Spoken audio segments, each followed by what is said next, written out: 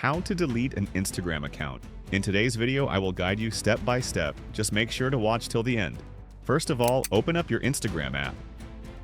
Then go to your profile by tapping here in the bottom right corner.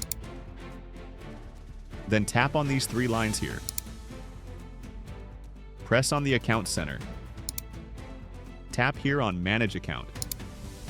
Tap on Manage. Deactivation or deletion.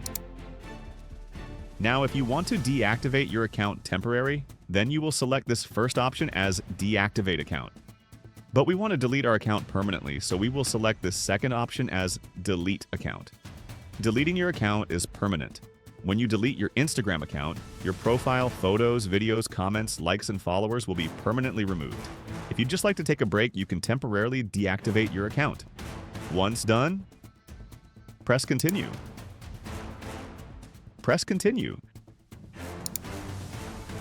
Give a reason why you are deleting your Instagram account or just choose something else. And press Continue. Enter your Instagram account password.